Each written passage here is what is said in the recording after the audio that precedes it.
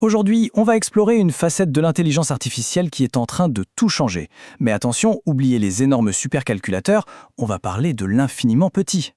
Franchement, quand on dit IA, on pense tout de suite à quoi? À d'immenses data centers, pas vrai? Des rangées de serveurs qui chauffent, qui font du bruit, des kilomètres de câbles, bref, une consommation d'énergie dingue, de quoi alimenter une ville entière. Ça, c'est l'IA qu'on connaît, celle qui vit dans le cloud. Ok, et maintenant, imaginez l'exact opposé. Regardez bien cette image. Ce qu'on voit là, ce n'est pas juste un petit gadget. Non, c'est un microcontrôleur. Et il est capable de faire tourner un modèle d'IA. Et c'est là que ça devient complètement fou. On passe de la taille d'un hangar à la taille du bout d'un doigt. Les possibilités deviennent vertigineuses. Pour qu'on se rende bien compte de l'échelle, 14 kilooctets. C'est le poids du tout premier modèle qui détectait OK Google. 14 kilos. C'est minuscule, c'est littéralement plus petit qu'un simple email sans aucune pièce jointe. C'est cette prouesse, qui date déjà un peu, qui a vraiment été une des étincelles qui a lancé toute la vague du TinyML. Alors, entrons dans le vif du sujet.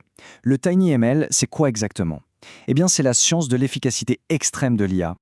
Pour faire simple, le TinyML, c'est l'art de faire tourner des modèles d'intelligence artificielle dans des conditions vraiment extrêmes. L'idée, ce n'est pas juste de rétrécir l'IA, c'est de la rendre tellement, mais tellement efficace qu'elle peut fonctionner sur des puces minuscules avec une consommation d'énergie quasi nulle. Et quand je dis extrême, je pèse mes mots. On parle d'une IA qui doit fonctionner pendant des mois, voire des années, sur une simple pile bouton, avec une mémoire vive ridicule, souvent moins de 32 kilooctets. Et tout ça sur des puces qui coûtent moins d'$1, assez petites pour être intégrées n'importe où. C'est un changement de paradigme complet. Alors, l'astuce du rétrécissement. La question à $1 million, c'est bien sûr comment on fait tenir un cerveau sur une puce électronique aussi petite. Alors, comment est-ce que c'est possible? Eh bien, la réponse tient en un seul mot, l'optimisation. Mais attention, ce n'est pas une formule magique, c'est plutôt une combinaison de plusieurs astuces très malignes. Tout commence avec un réseau de neurones tout à fait standard, comme celui-ci, un peu inspiré du cerveau humain. On l'entraîne sur de gros serveurs, il devient super performant, mais voilà, il est énorme. Bien trop grand pour notre petite puce. L'objectif, ça va être de le mettre au régime. Et je vous préviens, un régime très strict. Alors comment ça marche, cette magie de l'optimisation? Première étape, on simplifie les maths. Ça s'appelle la quantification. Au lieu de nombres hyper précis à virgule, on utilise des nombres entiers, beaucoup plus simples. C'est un peu comme passer d'une photo avec des millions de couleurs à un dessin avec une palette limitée. C'est moins précis, mais ça suffit. Deuxième étape, on élimine le superflu. C'est l'élagage. Tel un jardinier qui taille un bonsaï, on va couper intelligemment les connexions du réseau de neurones qui ne servent pas à grand-chose. Et enfin, troisième étape, on exécute plus intelligemment. On va réorganiser l'ordre des calculs pour que ça prenne le moins de place possible en mémoire à un instant T. Ici, chaque octet est précieux. Et en fait, toutes ces techniques suivent une philosophie de base en ingénierie qui est super bien résumée par ce commentaire. Bon, ne vous attardez pas sur le jargon technique comme URT. Ce qu'il faut retenir, c'est l'idée derrière. Ne jamais ajouter de complexité pour rien.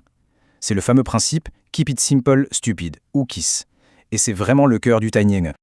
Ok, la théorie c'est bien beau, mais concrètement, à quoi ça sert? Où est-ce qu'on trouve le TinyML dans le monde réel? Prenons par exemple cette petite carte, un Arduino Nano. À l'intérieur, on peut y mettre un modèle d'IA qui écoute en permanence un mot-clé, comme Alexa ou OK Google, sans jamais vider la batterie. Ou alors, imaginez la même carte fixée sur une machine dans une usine. Elle pourrait écouter les vibrations et détecter une anomalie, prédisant une panne bien avant qu'elle n'arrive. Avec cette autre carte, la SparkFun Edge, on passe carrément à la vision par ordinateur, mais toujours à très faible consommation. Elle peut utiliser une mini-caméra pour détecter si quelqu'un entre dans une pièce et hop, allumer la lumière. Et le point qui est absolument crucial ici, c'est que tout le traitement se fait sur la carte elle-même. Aucune image n'est envoyée sur Internet. C'est capital pour la vie privée. Et là, on a un kit avec un écran intégré. Avec ça, on peut commencer à imaginer des interfaces intelligentes sur absolument tout et n'importe quoi. Une machine à café qui reconnaît un geste de l'amant pour lancer un espresso. Un jouet qui réagit différemment selon l'expression du visage d'un enfant. Honnêtement, les possibilités sont quasi infinies. Ce qu'il faut vraiment retenir, c'est que le TinyML peut rendre n'importe quel objet intelligent. On parle de maintenance prédictive dans l'industrie, de capteurs dans les champs pour l'agriculture qui savent exactement quand irriguer, de wearables pour la santé qui analysent nos constantes vitales 24 heures sur 24, ou même à la maison, des appareils qui comprennent la voix et les gestes. C'est l'idée d'une intelligence ambiante, à la fois discrète et vraiment utile. Bon, tout ça a l'air génial. Mais évidemment, une telle révolution soulève aussi d'énormes défis. Parce qu'il ne suffit pas que la technologie soit possible, il faut se poser les bonnes questions. Le TinyML, c'est une forme de ce qu'on appelle l'IA en périphérie ou Edge AI. Ça veut dire que le traitement des données se fait directement sur l'appareil. L'avantage principal, c'est évidemment la confidentialité. Les données ne quittent pas l'objet. C'est aussi super rapide, la latence est quasi nulle. L'inconvénient, c'est que la puissance de calcul est limitée. C'est tout le contraire de l'IA dans le cloud, qui est ultra puissante, mais qui nécessite une connexion Internet et pose de vrais soucis de vie privée. Et ça nous amène à la question fondamentale. Si demain des milliards d'appareils deviennent intelligents, qu'ils nous écoutent, nous regardent, analysent notre environnement en permanence, même sans rien envoyer sur le cloud, qui garantit notre vie privée? Comment être sûr que ces intelligences locales agissent pour notre bien? C'est un vrai défi de société. Alors, pour finir, vers quoi on se dirige? À quoi pourrait ressembler l'avenir avec le TinyML? C'est un monde qui pense. Cette citation, tirée du livre de référence TinyML, résume parfaitement la vision. L'objectif, c'est des capteurs à coller. Imaginez un peu, des capteurs intelligents, autonomes, qu'on pourrait coller n'importe où, sur un mur, sur un pont, sur une plante, et les oublier là pendant des années.